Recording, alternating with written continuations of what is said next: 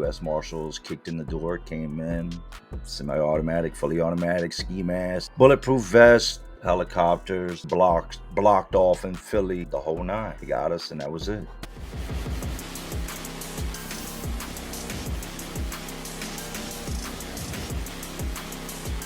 Hey, everybody, welcome. I have a very special guest today. In fact, this is the dude that everybody requested more than anybody else. And I've already done something with him for his channel, which was amazing. It turned out really good. Like, I don't even know how this dude did some of the stuff that he did, but it was super impressive to me. And this is a super impressive individual, guys. Today, we got Jay Williams with us. How y'all doing, guys? Salute, man. Thank you for having me on. It's a blessing as always, man. I appreciate it. Jay, thank you for your time. Thanks for taking time away from your family, man. Like, I know how that is, especially with a dude who works as hard as you. And I can't tell you enough how impressed I am by the life that you have built since you have gotten your change in your ways, bro. It's amazing to me. It inspires me, and I know it inspires millions of others, bro. Well, this is what I wanted. I think a lot of our biggest fears is just to be normal. I never wanted to be normal. I didn't want to be what everybody considers square or the 9 to 5 guy. But this is absolutely what I love. Just going to work, coming home, and don't let anybody tell you you can't do something. Everything they told me I couldn't do, I've done, and I continue to do. Amen, brother. Amen. So I wanted to talk a little bit like about the downfall, bro. So hmm like what do you think it was that fueled your chaos early on in life? It was child abuse. It was 100% child abuse. I'm an abused child, and I have no shame in saying that because I didn't do anything wrong. I was just a kid that had a very, very violent and angry father. My father was an ex-con who rode down on us real hard. And I'm not talking about the punishment you would give your child or I would give my child. I'm talking about kind of treating your children like the ops. You know what I mean? Like he would lose his temper and fists would go flying and objects would go flying and you get hit with something or you get stomped out or beat down. So that puts an anger inside of you. It doesn't direct you, in a direction of good things. You start to rebel. You start to look for a crowd that is similar to you or that is going through what you're going through. And that's what I did. I didn't want to be at home because my house was it was a terrible place. It was the last place I wanted to be with because that was the place that I got hurt. That was the place where the abuse took place. So I turned to the streets. And as you know, there's nothing good in the streets, man. Absolutely. And I think that it's impossible for somebody who grew up in like a healthier environment to understand exactly what that's like. Like there were a lot of dudes when I was in prison who were learning table manners for the very first time, like not to Mhm. talk with their mouths open, not to reach over other people's stuff, just simple basic stuff like all the way from table manners to, they don't have the basic life skills. And the streets don't teach you how to fill out a job application. The Mm-mm. streets ain't never going to teach you how to file taxes. So I, Mm-mm. I think that it's such a profound difference in direction early on if you don't have that guidance. But now look at you. You're a dad and you're giving that guidance to your kids and you're present and you're focused on them and building a life for them. And I want to commend you on that. That's amazing, bro. It's like I said, it's a blessing, man. I'm happy. Here's the one thing I do tell people: when you grow up with in the wrong type of environment or with a father like that, it teaches you everything not to do. And what he did to us, I learned what I didn't want to be. So as a father, I just look back on what he was and I do the complete opposite. And that works. Turning a negative into a positive, man. That's 100%. admirable. Yes. Yeah. So, okay, let me ask you, you went to prison more than once, correct? No, I've been see in Philadelphia and they have their regional jails, which is it's a small booking. You can spend up to 72 hours, and then from there you go to correctional facilities. Like they have CFC, have Karen Fromhold Correctional Facility. They have a whole bunch of you would think they're prisons, but they're jails, and it's on this one road called State Road in Philly. But no, I've been to prison once, but I've been to Okay. jail detention centers. I have no real like number I could give you. I've lost count at this point. I've done so many stints from the weekend stay to getting bonded out the same day to 6 months to a year. Just it's been a repetitive cycle since about the age of 10 up until I was released at 34. I hadn't spent at any given moment, I hadn't spent more than 6 months on the streets at that age from then. I get it. The last time that I went to the jail in my county, Lane County Jail, there was an officer that was really cool with me. And she always, like, as soon as I got in there, she started working me towards getting to work in the kitchen because they knew I could get down with the prep and all that. Mhm, And she just kind of liked me. She was a nice chick. Officer Simpson, if you see this, big love and respect. She told me, Delay, you've been here 42 times. I looked at your mhm. file. You have been in this jail 42 times. And some of that was weekends because I would get like, weekend stints, 10 days and serve it over, 5 weeks. But that's a ridiculous amount of time. So I get it. When you went The to prison, what did you go to prison for? malicious wounding and robbery. Um, that's something I got into. Early on, I was a drug dealer. That's just what I did. And then it just so happened we got into a fight one night with a guy, and there wasn't a lot of people around, and we stomped him out, me and a friend of mine. And this guy was looking for it. He's a big dude. He was throwing his size around, what I mean, trying to intimidate people. So the next thing you know, we were on his ass. Beat him down, knocked him out, and I don't know what told me to do it, but something said run his pockets. I'm already a criminal. It's not like it's beneath my grade or anything. Or, you know what I mean? Like it Right. makes me a bad guy. I just bludgeoned this dude unconscious, so I ran his pockets. And this dude had just got, I guess from what I found out later on, he had just got his tax return back and it was like over 8 grand in his pockets. Whew. So it went from just knocking this dude out that was looking, he was looking for problems, not us. Ran his pockets, boom, I come out with this big knot of money. And from that point there, I'm like, why am I selling drugs? I literally just went in this man's pocket and came out with 8 grand. You know how long it would take me to make this selling drugs? So I turned to robbery. And it was a terrible thing. Let me start off by saying that. Don't go out and rob anybody. Don't hurt anybody. You have no right to put your hands on another human being. But it was what I was doing. And it became, and I'm sure you can relate, it became an addiction. The adrenaline that came with getting away with it after the fact, the money. It was sometimes it wasn't even about the money. It was just the urge, the craving to do it again and again and again. And so one night, I actually have money. I started that day off, the day that everything happened. I woke up that morning and I was real big into the Xanax. Like my day started like, most people starts with brushing their teeth. Mine starts with where's the closest bottle of water, beer, or whatever, so I can rinse down these pills.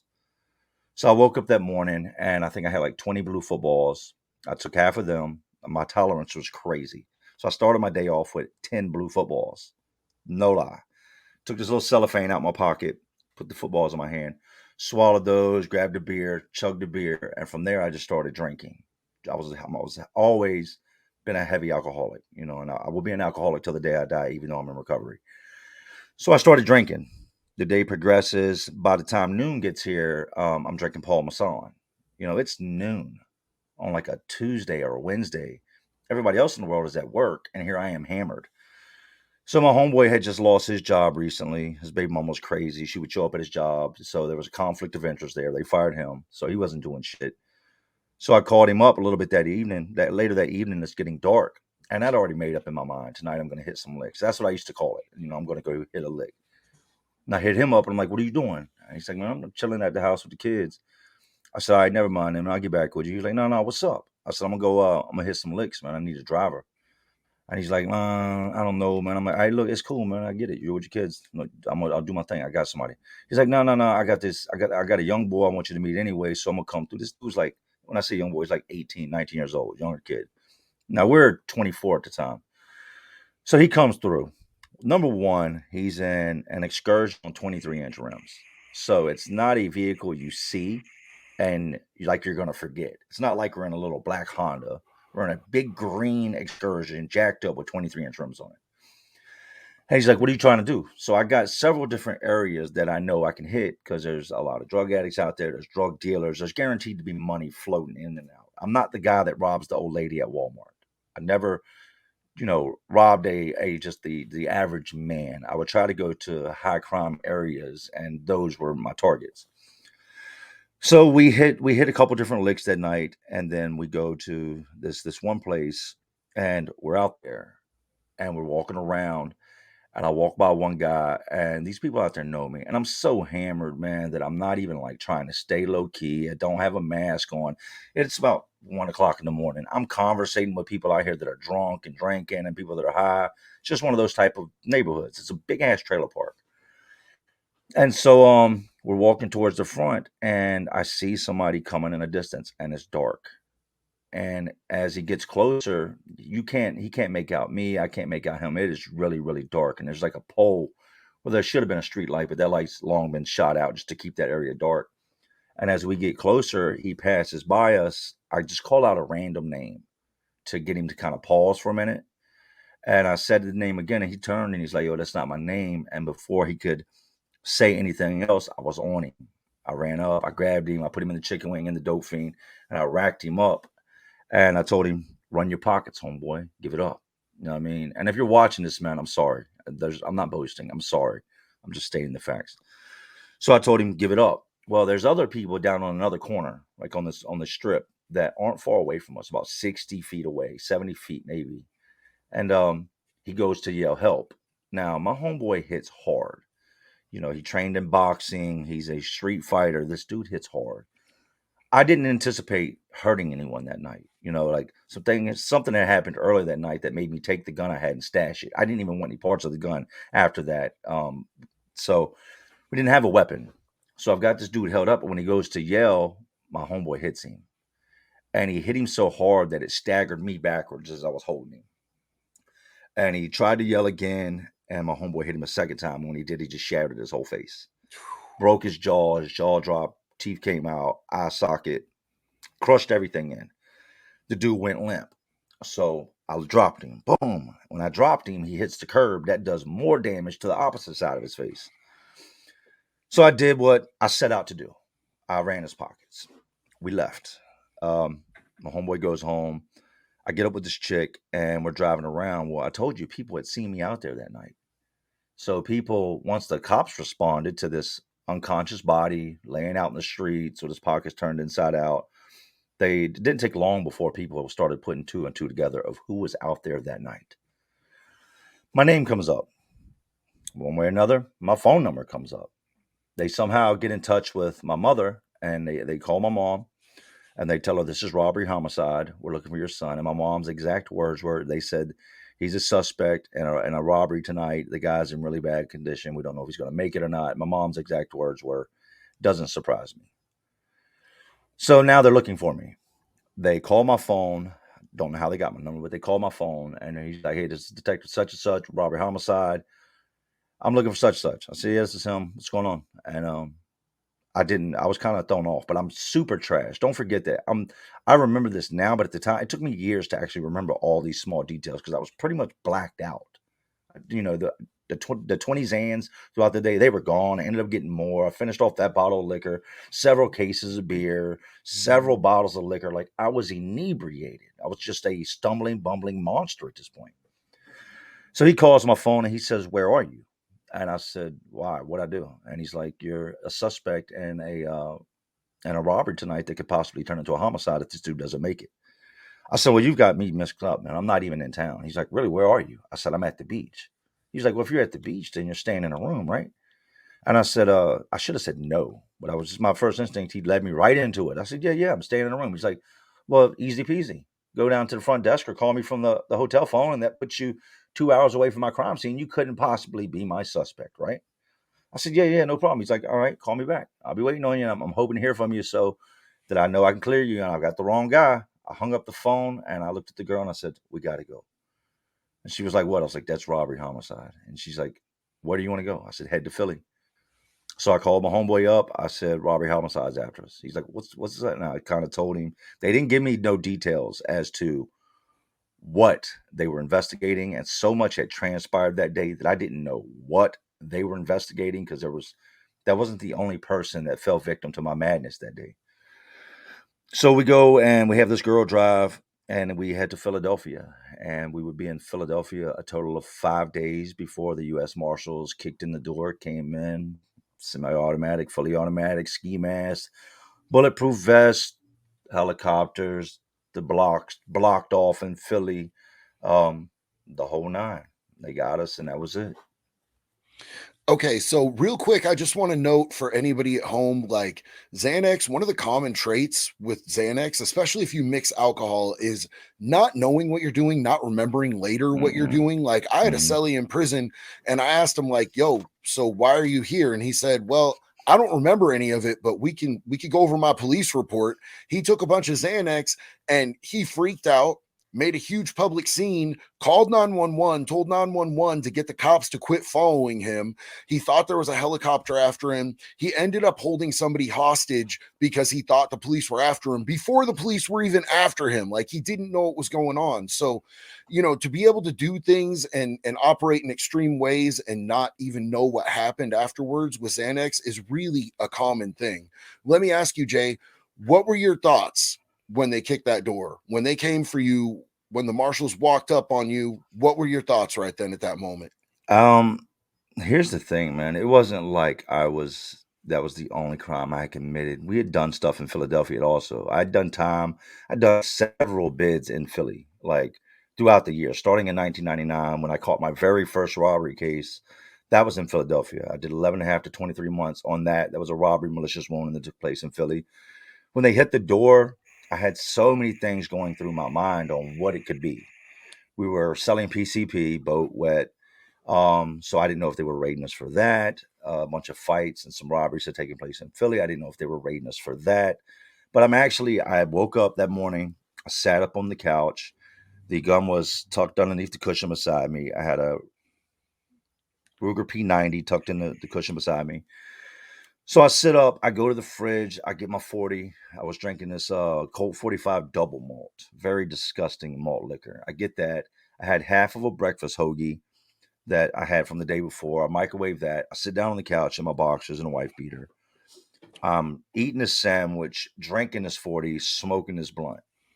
And it's like 11 o'clock in the morning. I've already popped my pills for the day. I've got a whole bunch of vials of wet and shit inside my jean pockets. And I hear a knock at the door. My co-defendant, he's upstairs asleep. And we've got a homeboy of ours that just wanted to see what Philly life was like.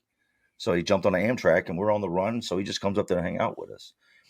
He's thinking that the knock at the door is a customer that, he's getting ready to catch a sale. We would sell out the mail slot. You just flip the slot up, because dudes would try to run up in the trap. We would flip the slot up, put the money in the slot, and then you hand the vials out the slot. So there's a knock at the door, and we generally had a rule like, don't come around here before noon. And he's headed towards the door, and before I could tell him, don't, like, he didn't know the process of don't take the chain off the lock, don't open the door, just look out the mail slot. He had just got here. He didn't know our process. I see him reaching for it. I said, don't open. And before I could say anything, he turns the knob and the door comes flying in. Boom. And I'm on the couch and I look back and all I see when they come through the door, they got on the black ski mask. So my first thought was it was a jack. I thought we were getting robbed. So they come through and they got these little MP9 machine guns and all these different, weapons that they tote. And they come in, everybody on the ground, everybody on the ground. Well, I drop. As soon as I drop, I look up and I see the butt of the gun sticking off underneath the cushion. I take my hand and I push it underneath the couch cushion. Otherwise, it's probably going to fall out or they're going to see it. The blunt is laying beside me on the floor burning, and they come in and they boom. We got Williams. They cuff me up and they're going through, and you hear them going room to room. Clear, clear. We got such and such, and so they get my co-defendant. They bring him down the stairs. He is butt ball naked. He was upstairs with a female. Like he comes down, everything's just he's coming down this staircase. Everything's just swinging. He's got nothing but socks on, right? So he's all groggy. The night before consisted of a bunch of oxys, annies, perks. Like we were out there, and the following day it's like really hazy and foggy. Yep. So he's coming down the stairs and he's like, "What the fuck?" Like they just snatched him straight out the bed, butt ball naked, and threw cuffs on him. So they bring him down, and I'm like, "Yo, give me my jeans, man." So they put my jeans on me.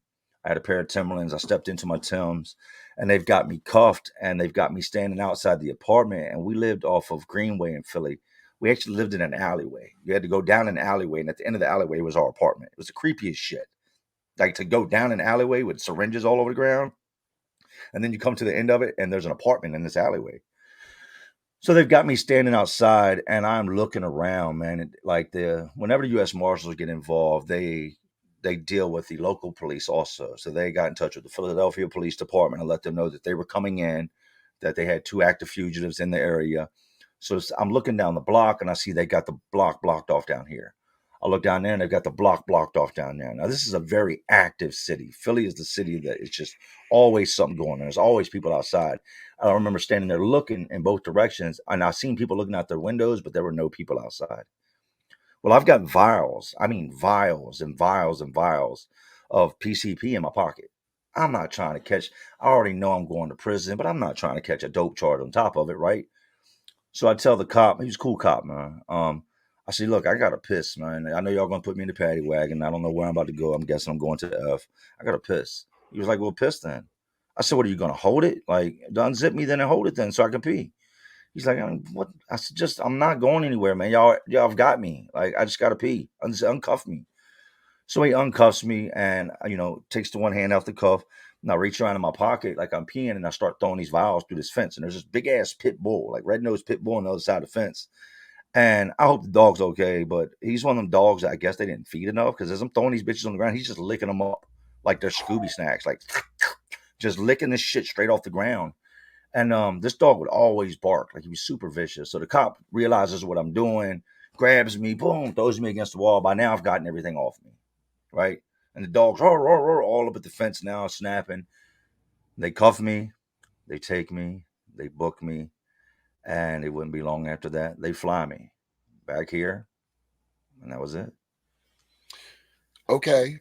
All right. So, hey, me and you have talked this morning extensively about how much we care about animals, man. Like, Absolutely, absolutely. we both have kind of really soft hearts for animals. So, Mhm. absolutely hope that that dog's okay. Yeah, Uh, Wed is no wild, ill, bro. no ill will. I am an animal lover. Like I don't hunt. I don't hurt animals. I'm not gonna hurt anything that's not trying to hurt me or my family. So anybody watching, please don't take it as if I was trying to hurt the dog.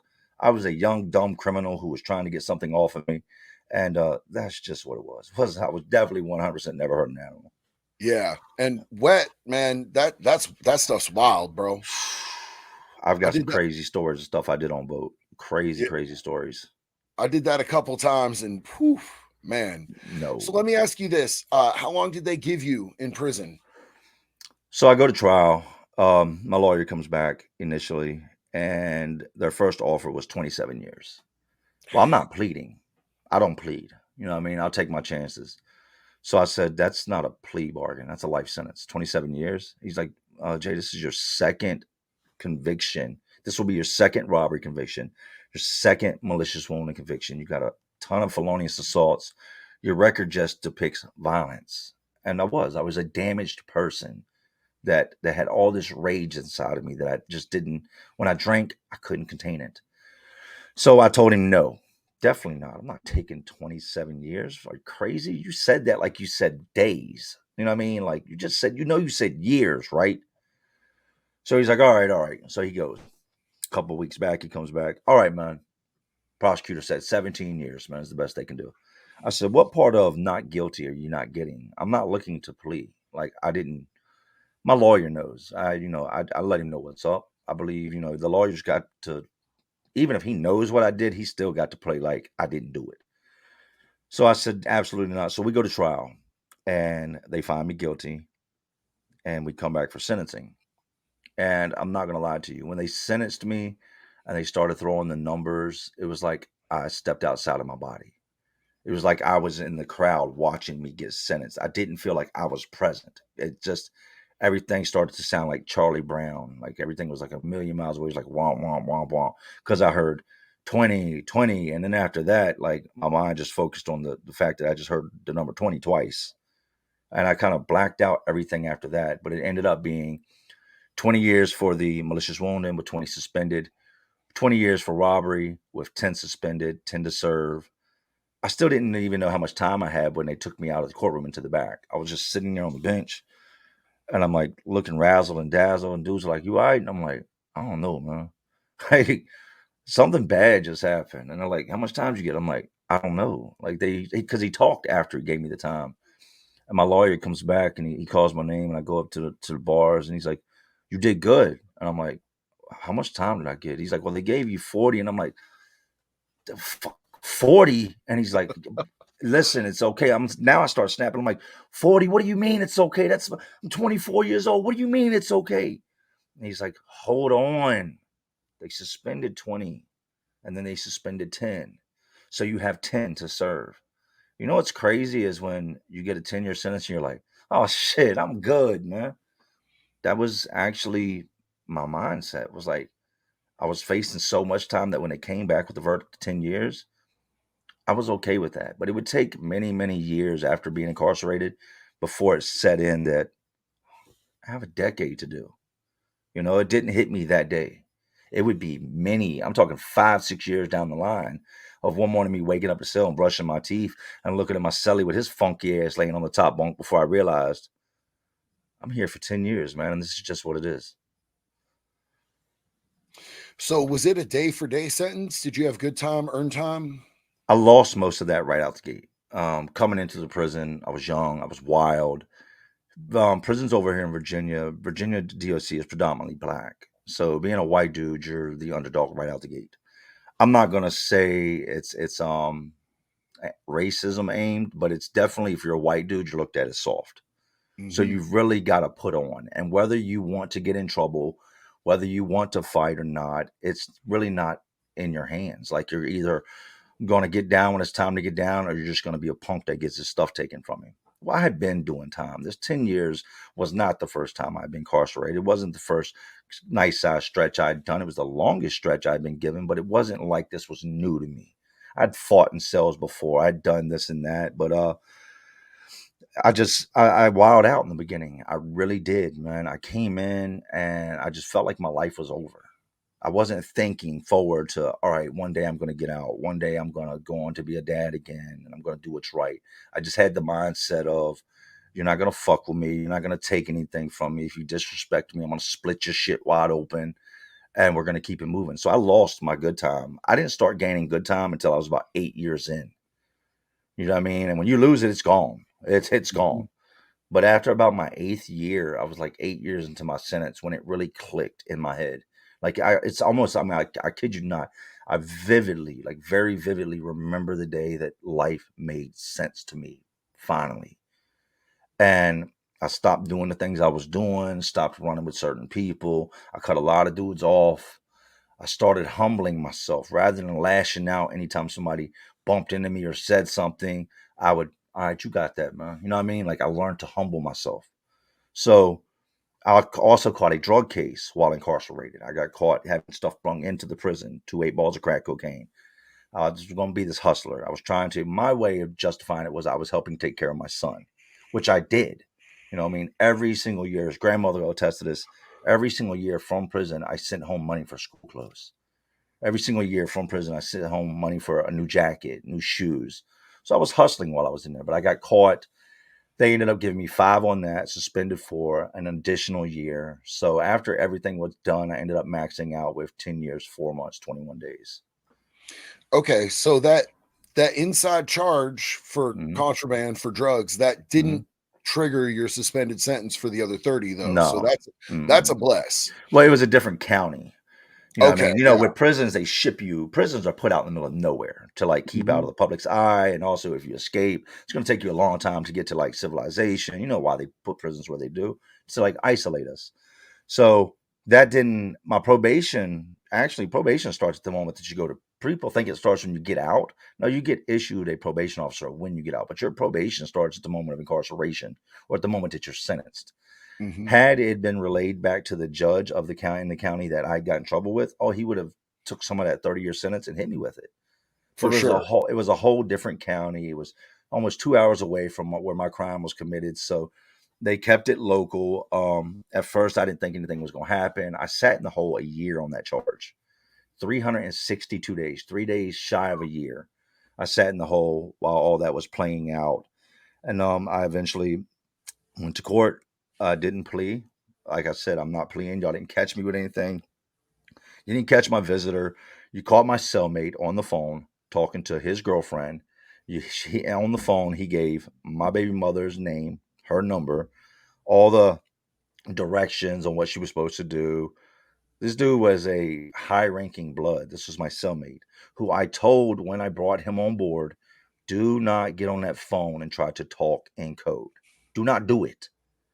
First of all, you're STG. So they listen to everything you say. Second of all, you have rank. So they're listening to everything you say. Well, with prison, there's a high demand, especially when you start getting it. You can't keep enough of it. I don't care what it is. It's tobacco. It doesn't matter what it is. It's going to sell fast.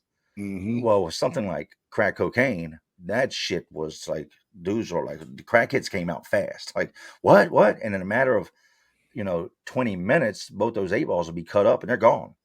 So I brought him on board, and his visitor would be the one that ended up getting caught. She held it in her hands all the way to the prison. When my son's mother gave it to her, she said, "Look, it's already been washed.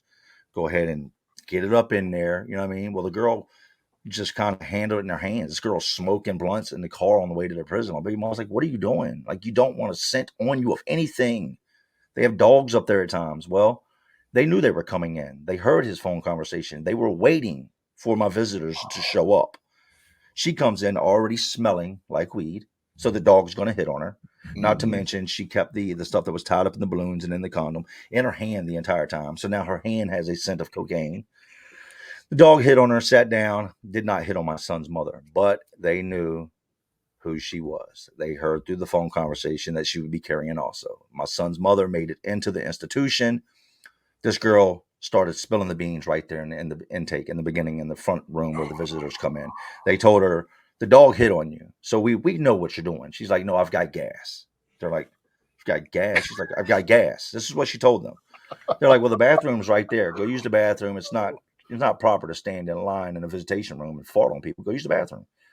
You know what happens then? She goes in the bathroom. Two guards follow in behind her. Go ahead and Hmm. give it up. Give it up. We're putting handcuffs on you. You're going to the regional jail, and they're going to find it when you get there. Either way. So then you're going to get introducing contraband drugs into a facility. Give it up. She reaches down, pulls it out. By now, my baby mother brought my son with her, which was always a no no. Never bring him if you're doing this, but she did. She makes it into the prison. She's done got through several different phases of, you got to get through to get to the actual visitation room. And there's a bathroom right outside of the visitation room. And I'm sitting there and my cellmate's sitting across from me. And I know the visitation process. Usually when I walk in, my visitors are already there, or I'll be in there no longer than 2 or 3 minutes and they'll come walking through that door. I'm sitting there and I'm looking at him and I'm like, yo. And he turns and looks at me. I said, something's wrong. And he's like, we're good. We've been in this visitation room now about 20 minutes. I'm like, something's wrong. He's like, nah, we're good. We're good. We're good. Mind you, this is the first time I'd ever brought anybody on. I've been doing this about a year prior to this. No hiccups, no problems, no nothing. The average shakedown from somebody dropping a kite on me, but I wasn't stupid enough to keep stuff in myself. About that time, I see my son's mother come through the first door, and I see her go into the bathroom, and I see the top of my son's head. The bottom half of the door is metal. The top half is like plexiglass with bars. I see the top of his little blonde head go by and into the bathroom also. And then about the time I see it must have been 6, 7 COs run to that bathroom door. Well, she's in there and she's got the bathroom door locked. She's doing what we've gone over in the past. We've already had plan B. If something goes wrong, get it up off of you. She gets it up off of her, boom, flushes it. They pull her out. They pull her, they call my aunt. My aunt comes and gets my son. They were getting ready to take him. They get her, they cuff her, they take her to the police station. The other girl tells everything. She's already told everything. My son's mother denies, denies, denies. They would go on to find me and her both guilty based off of that phone conversation and the other girl's testimony. A phone conversation you weren't a part of, Mm-hmm. and somebody else's girlfriend just Mm-hmm. spilling everything. That's Mm-hmm. wild, But the man. camera showed them pull up together, which Yeah. put them together. They even though they walked in the visitation, my baby mama came in before her. Like she's like, let me go in, and you give it about 5 minutes, and you come in. Just try to give some distance between the two because they were both carrying the pack. And she's already acting wild. Yes, and so the girl, and then the crazy thing is, many years later, this girl would go on to get pulled in a car that had a bunch of guns, a bunch of keys in it, testified on somebody else, and got them sent off to prison too. So it wasn't like this was new for her to tell on people. Yeah. Yeah. So let me ask you a couple questions because I don't think that people realize I think one of the main things that's so intriguing for people about prison content is that there could be such variance in the stories and they also have such limited access to be able to understand that world. So Hmm. you see stuff on TV and movies, and most of that's just completely over dramatized, not real Hmm. at all whatsoever. But every prison in every state can be different, Hmm. and every state's prisons are entirely different. Each state has its own politics and its own get down. Then you got fed, you got privatized prisons, you got the county jails. So I always like to ask people a couple questions about what their experience was like. Uh, did you guys do paperwork checks in Virginia? No, and you gotta remember, I came in 2004 when, like, at that point, you still had to, like, send somebody to the courthouse. You had to have somebody get in their car. Google wasn't a thing yet, you know what I mean? You couldn't just hop on your phone and pull up court records. You had to physically send somebody to the courthouse, but the way things run here is I'm gonna know who I'm in the cell with. Like, if you and people don't get this because they watch too much TV. There is no such thing as you get to kill a chomo and not do a life sentence for it. You kill that Right. chomo, it's the same as killing anybody else in here. You could kill that Mhm. guard, and you're gonna get the same sentence for killing that chomo, right? So, a lot of times, the guys that would move on them would be the guys that have nothing to lose or just all out crash dummies or just really crazy and insane guys. But my general we didn't do a paperwork check, but you need to know who you have around you. Yeah. Like, I'm not concerned with the rest of the general population. I'm concerned with my circle and the man I live in the cell with. We kind of have a mind your own business policy out here. Don't worry about what he's doing or what he's got going on. Mind your shit. You get wrapped up in what he's got going on. You're going to run your time up. He's going to kill you. You're going to kill him. It's all bad. Mind your business. But our general policy is you know who's in the cell with you. If this dude's got bad charges, as soon as he comes in, we're going to do the rundown of, hey, I'm such and such. Hey, don't touch my shit. I won't touch your shit. You know what I mean? Like, the general basics of how I live in a cell. And then the next question is, all right, this is why I'm locked up. Why are you locked up? So we would kind of run it like that. I've had dudes come in and they tell me, but look, but I didn't get your shit and get out of my cell. Like, if the Yeah. door shuts and you're still in here, I'm allowing you the opportunity to get out the cell. But once that door shuts, your ass is mine. You might want to go tell them you can't house with me. So no, we don't do paperwork checks. Like I said, it's more of a just knowing who's around you. Okay. Okay, cool. So my next thing is like, is it heavy politics there? You said that it's, you know, it's a mainly black population. Mhm. So are there white gangs out there? They are, but, we have DMI out here, which is Dead Man Incorporated. DMI was one of the first white gangs to really, I'm not gonna say let me back that up because 'cause they're not a white gang. That was completely a wrong statement. They were one of the first gangs that was predominantly white to actually make a name for themselves. We had the Aryan Brotherhood out here, but no offense to anybody that's related to any of that. Don't send hitman for me or be trying to hurt me in traffic. But these dudes, as far as prison politics went, they were clowns. Mhm. They were 100% clowns. Now, that doesn't mean that nationwide in Virginia, that's how it was. That's how it was where I was at. The place I was at, majority of the inmates there had life or very long sentences. Majority of the inmates there had very violent charges, high profile cases. The the Aryans, they came in one day and just like appeared out of nowhere. But then we got these dudes that were actually traveling through Virginia, and it was a group of dudes that got into some shit with the police. Some people lost their lives, and he ended up in Virginia DOC. These were actual Aryans from the West Coast, from California. They came into the system and seen the way that these white dudes were conducting themselves, and that they were claiming Aryan and this and that. And I guess they pushed up on them for like, who was your big homie, you know what I mean? Just checking their knowledge on what they knew about the whole Aryan thing, and it became apparent real quick that these dudes were flunkies. This was just something they called. It'd be like me waking up tomorrow and being like, "Crip, I'm a Crip." You know what I mean? Yeah. That's kind of what these dudes did. They just one day said, "Hey, we're Aryan. Let's fucking throw some clovers on ourselves and an AB brand, and that's what we are." So these dudes end up smashing these fools out, and they would still rock out. They ended up shipping the dudes that actually came on the yard that were real Aryans. They shipped them far off. Whenever you start stabbing and stuff like that, they're gonna put you supermax 23 and 1, where you're not gonna do anything to anybody. Mhm. So, but the politics of the gangs were really, really bad. Like, the Bloods are by far the number one gang out here, and their numbers were deep. I mean, we'd be on the yard. This is a compound that holds 3,600, 3,600 people, split into three different sections. So you'd be on the yard, and in any given moment, there'd be 1,000 inmates outside on the yard. Now you've got, and this is no exaggeration, 100, 150 of them down at the end of the yard having a meeting, and they're all blood.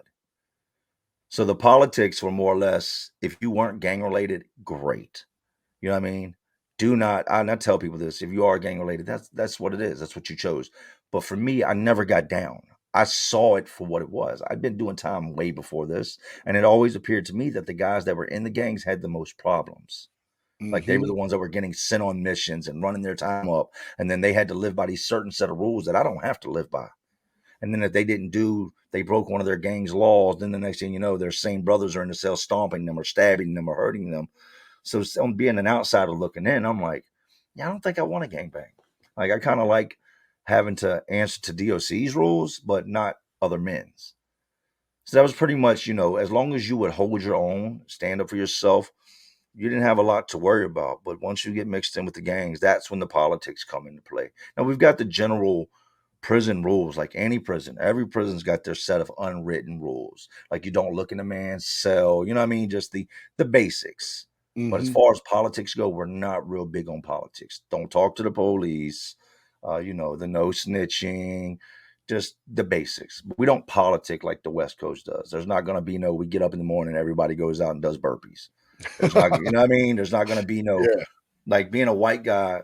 It was really hard. You come in, you're on your own. When you coming out here, there's not going to be a group of white dudes just like, hey, Wood, you're over here with us, or a group of white dudes just like, hey, white boy, come here. There's none of that. When you come in by yourself, leave out by yourself. If 10 dudes decide to jump on you the day you come in, there's no group or race that's going to come defend you unless you're affiliated with them. And they're not going to push up on you and make you try to be with them. You pretty much have the free reign to be whoever you want while you're in prison. As long as you're willing to stand on your own, you don't have to really politic. Well, that was awesome because you answered like my next two questions just by that one question you Hmm. answering. So I appreciate that, bro. We've talked enough about prison, man. I really want to get in with you about how you changed your life. So you've said numerous times it wasn't the first time you'd done time, wasn't the first Mm-mm. time you've been incarcerated. What was different about this time? Was it just the amount of time that you did? Because you haven't been back since, right? No. I've told this story in the past, man. It clicked for me. I was actually staring out my cell window and I was counting how many, there's perimeter vehicles that drive outside the prison 24 hours a day. You look out your window, you'll see it. A little vehicle drive outside the fence, and it's nonstop all day on mediums to maxes. And I was counting, and these vehicles would go in opposite directions. You'd have one going this way and one going that way, just to make sure nobody's dug a Bugs Bunny hole up out the ground or nobody's scaled over the fence to make sure everything's the way it should be. And I'm counting how long it takes these vehicles to pass, and I'm about at my 8 year mark. And I'm actually like trying to think like, how the hell can I get out of here? Just in my cell.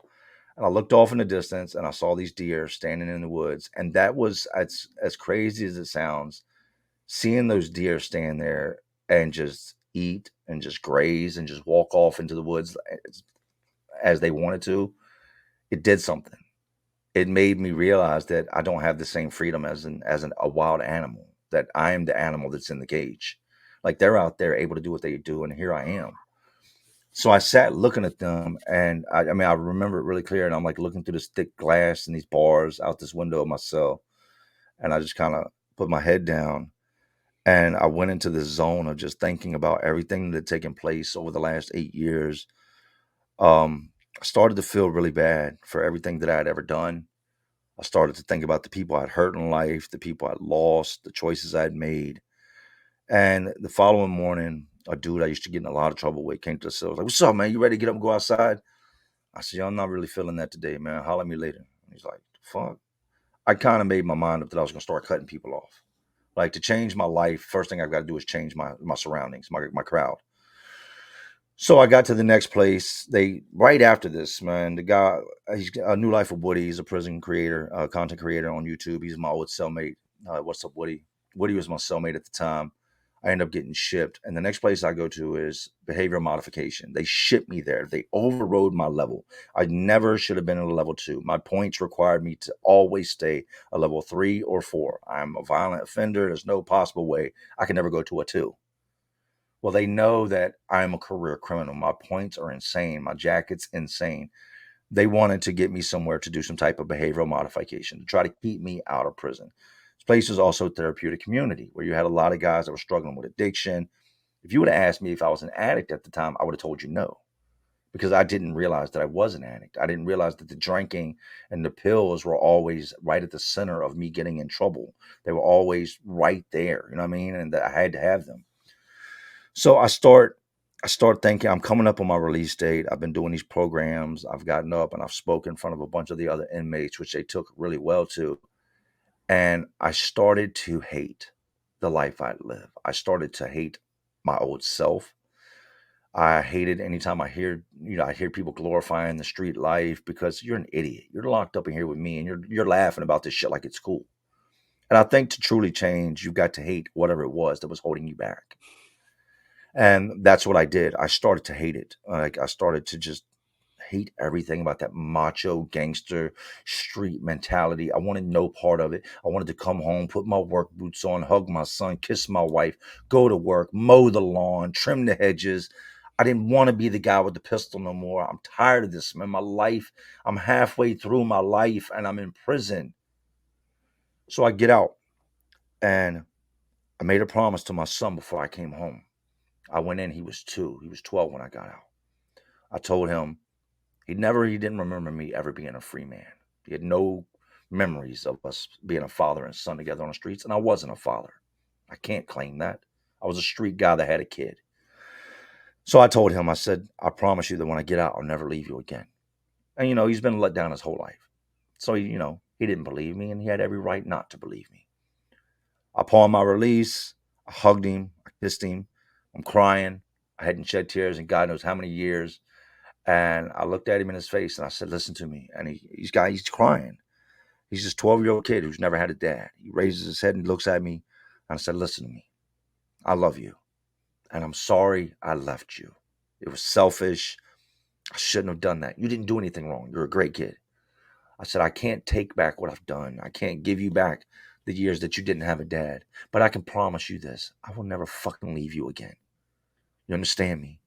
And he was like, yeah. And I think at first he didn't believe me.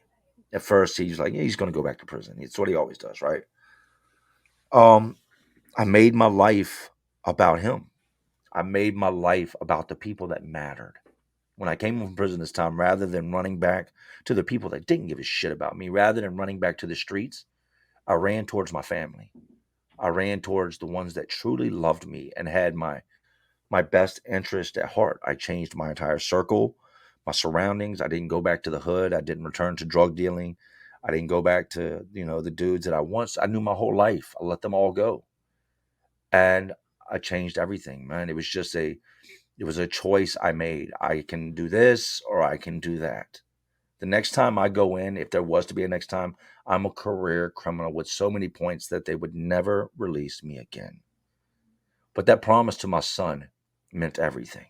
And then I had another son in 2017. I had my little boy Noah, and I was actually able to like be a dad. Now I was a dad to my oldest son, and I love you, Isaiah, but I wasn't a dad. You know what I mean? Like, there's a difference. I watched this boy be born.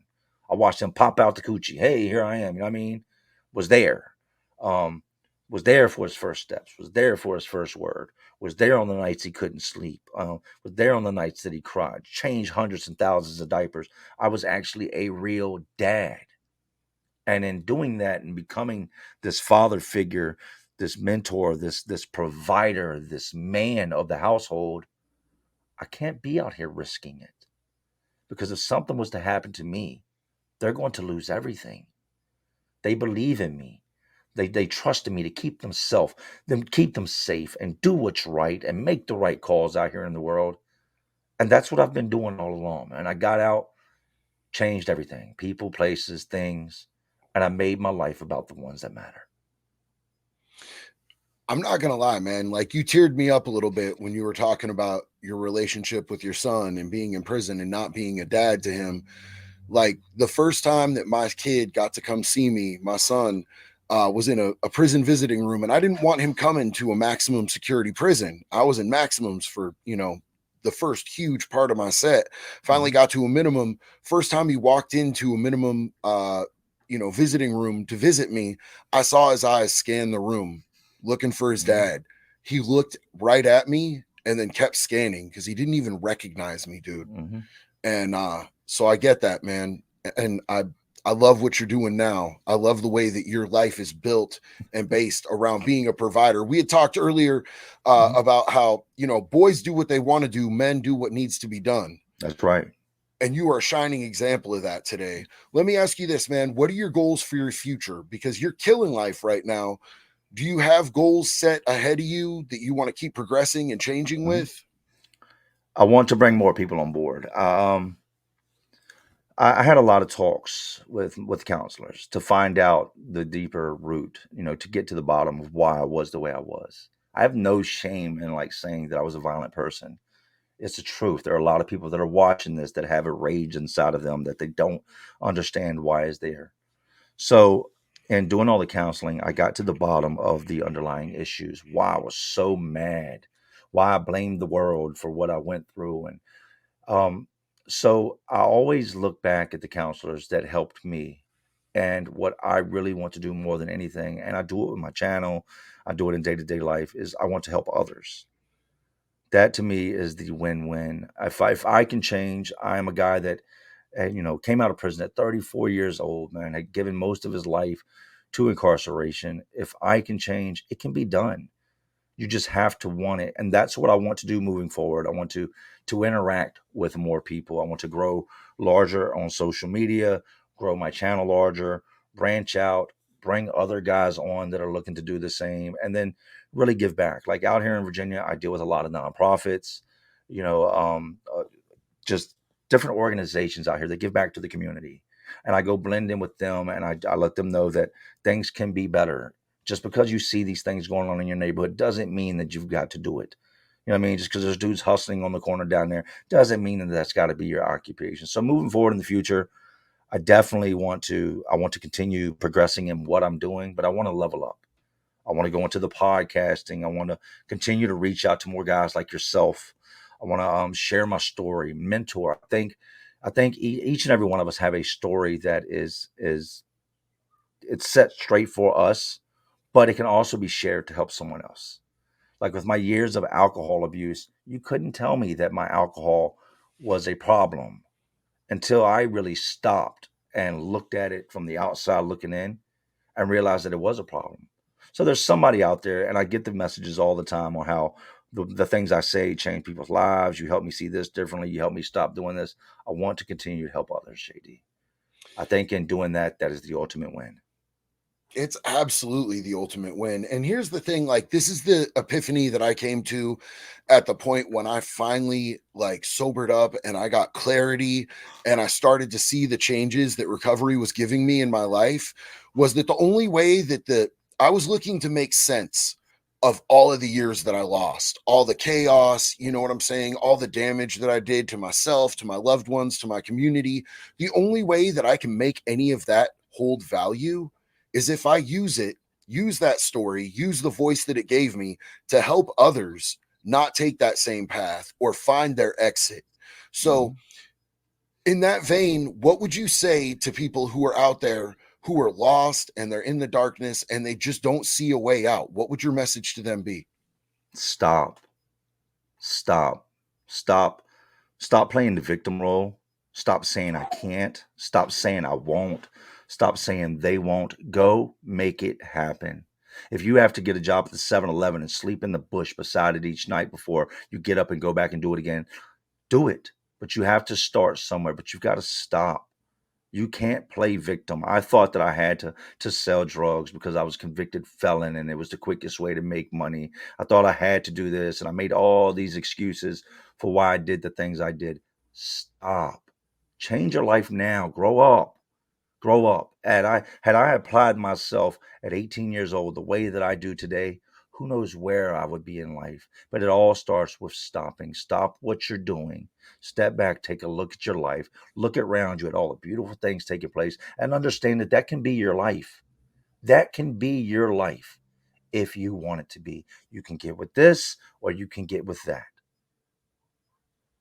You nailed it on such an elemental level for me because like what I had to come to a lot of us, it's a common thread with us that we take that victim stance, you know what I'm saying, like, well, this was done to me, stuff just happens to me, until you take a personal account and you hold yourself accountable, you aren't powerless to change. But the second that you take that and you say, "No, I'm fucked up.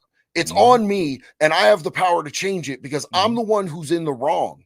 That's beautiful. That puts you in a position to be able to change the outcome of what you're doing and where you're at in life. So I think you nailed that perfectly, man. Well, people get stuck, man. We said it. It's crazy how you'll say as a drug dealer, "I want to make $1,000 tonight," right? And you'll get out there and you'll do it. You set your mind to something negative, and it's so easy to do. How is it so easy to do something positive? Positive doesn't have to be saving sea turtles or herding up the last buffalo to keep them alive. Just something that just doing everyday stuff that's not impacting society in a negative way. I know I was a bad person. I know I did bad things. I know I can't take them back. But moving forward, I feel like I can do some good to try to counterweight what I've done, if that makes sense. Like I feel like that for every bad thing I did, the good's not outweighing it, but I'm a better person and we need more better people in the world, man. Absolutely. So let me ask you this. Uh how many years ago was it that you were getting out of prison? I got out July 10th, 2014. So it's this 2014. this July will make 9 years I've been home now. So that day that you got out of prison, did you foresee yourself being in the position that you're in today? Yes. I Beautiful. didn't I didn't see the YouTube. I knew that I was going to be successful. Everything I had a list that I made. I think you need to know where you're going. You know what I mean? Kind of have an idea of where you want to be to know where you're actually going in life. So I had made a list of all the things I wanted to accomplish. And everybody that I would read this list to would be like, yeah, that's a list a guy that was locked up made. You know what I mean? Like, that's not a realistic list somebody out in the world would make. And I just kind of went down that list and checked things off one at a time. From the getting a driver's license at 34 years old for the first time in my life. You know what I mean? Getting the court fines paid off, owning a motor vehicle, getting custody of my son, not just being a dad, but being a good dad, owning, operating a successful construction company. Everything I said I was going to do, I did. And I did it quicker than I had a 5 year goal that I had set up prior to getting out. I know it sounds crazy, but I did. This is where I want to be in 5 years. I was there in three. And then by Yes. the time I got to my 5 year mark, I had doubled my own expectations. And it was because I didn't have any ceilings. I didn't set a bar. For me, there was no bar. I am free. I'm going to show the world that just like I was the best criminal I could be, I'm going to show them what I can be when I'm the best me I can be. And in doing that, that's what you're all witnessing. This is me being the best version of me. That's crazy. Like one of the things that I do with my clients as a recovery coach is we sit down within the first couple meetings and we make a goals list. It's like a goals branch because you It's got to start. important. Yeah, you got to have your main goals and your main directives, Mhm. but you got to break it down into little steps. And I have them walk it out to what they can do daily, what they could do weekly, what they could do monthly. And we do regular check ins on how they're doing with their goals. Because if you don't stay driven by your goals, you're going to fall off to the wayside. They're not going to happen. And you're going to get sucked back into that negative bullshit, man. And you have done that 100%. I'm Mhm. pretty sure you've exceeded the goals that you had for yourself at this point. Am I correct? 100%. I didn't foresee, like, I can't say that blow up on YouTube was my goal list. I didn't even know what YouTube was. When I went Yeah. in, I had a chirp phone. You know what I mean? MySpace was jumping when I went in. You know what I mean? It just started up. And you fast forward a decade when I come home, I was hearing of how like people could do videos and like they could see each other on one phone. Like that was like some back to the future type stuff to me. I thought it was a lie. Dude's like, "No, man, like I can be on my phone and you can be on your phone and we can see each other." I'm like a picture? He's like, "No, like a video." I'm like, "Oh, so I send you a video and you see it?" He's like, "No, like we're having a conversation. We're just both looking at our phones." And I'm like, "I'm not understanding." You know what I mean? So I didn't even know YouTube existed. So this wasn't part of my plan. But part of my plan was to give back, to help people, to teach others, each one reach one, each one teach one. That was a big part of my plan. I didn't know how that was going to come about. I initially wanted to be an inner city youth counselor. That's what I was looking to do, was to deal with the youth. And then I turned this camera on one day, and not only did I reach the youth, I reached the world. So yeah, that was a goal I set, but it wasn't YouTube. It was just reach people and help people. Each one, reach one, each one, teach one. And that's what social media has allowed me to do. And I would say you are wildly successful at having a positive impact on the world and the community around you. It's crazy when you start seeing yourself be able to reach people. Like I have people in New Zealand, Australia, the UK, every different state interacting with me, telling me that I had some sort of positive impact on their life, their recovery, Hmm. their outlook, their mental health. That's wildly rewarding, man. Just to get those types of comments from people and to know that you're a part of what's helping them get through their day. And I know Hmm. that you get that, bro, because you've been that for me. Hmm. So I want to thank you again for your time here today, man. I want to thank you for being here, and I want to thank you for the man that you are. We need more men like you, Jay. Hey, we need more men like you. I'm glad to have met you, and thank you to everybody that got in my comment box and recommended JD Delay. It's he's not just somebody I talk to on video. We text here and there, and I'll call him, and we'll just talk about this and that. You're a good man as well, man. You're another example of we don't have to let our past define us. We all have skeletons in our closet. Some of us have more than others. Some of our skeletons have started to spill out for the world to see, but we can be better people. I mean, I believe genuinely that I'm a good person. I don't put on a front for everybody. I know I'm a good person. I know it's in my heart. I hurt for others. I love deep. And I see the same thing with you. You care about the people. Like you said, your people are a community. You said you don't see them as followers or subscribers, that you're a community. I never thought of it like that, but you're so right. Even the people that come to my channel, they come there not so much for the stories, just to interact with me, just to build and bond and to laugh, joke, and cry. And I thank you, man. Thank you for having me on and allowing me to be a part of this. Absolutely. It's been my honor. And hey, anybody out there watching, if you are stuck, if you are in a place that you don't want to be in, and it doesn't have to be as drastic as where me and Jay were, but if you're in a negative pattern, if you see the bad cycles in your life and you don't like where Stop. your life is going, stop.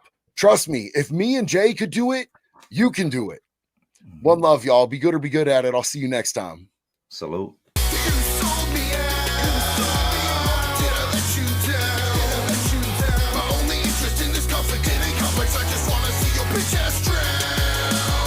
If you're seeing this video, there's no such thing as a coincidence. Shit your pants right now.